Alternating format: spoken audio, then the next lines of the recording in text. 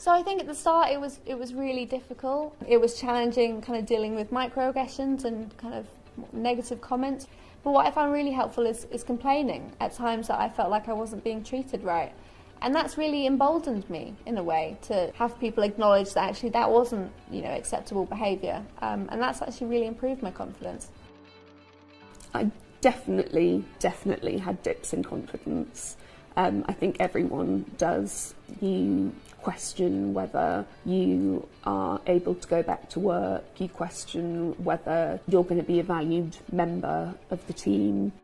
With my clothes, my Instagramming and working with brands to try and open up more adaptable fashion, I've found that's given me a really big boost of confidence, and I think that's trickled over into all of my other work. I wouldn't say that my confidence dipped. There was lots of anxiety sort of around the unknown, which I think is quite common. Most people would have that. So rather than it taking a knock in my confidence, I used my disability to my advantage.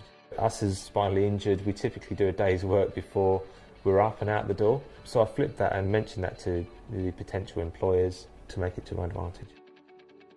So I did an occupational therapy degree, and all through that degree I thought my confidence would build, and it did a little bit, but I was still incredibly anxious about actually getting a job. Placements were okay and the uni was okay, but in the real world, who's going to employ me? I kept thinking that. But I went on a Back Up to Work course and it was groundbreaking. We went through about all the things I do have to offer, and actually I do have a lot to offer employers, and actually maybe it's not so big, bad and scary, and how to talk about my disability and my needs and what help there was out there. For instance, like the access to work. That really boosted my confidence. That really did. I knew that I wanted to carry on with the farm, but it would be in a different capacity. So I had to work out what I could and couldn't do. And I got quite a lot of help from this other farmer who'd had a very similar accident 7 years previously.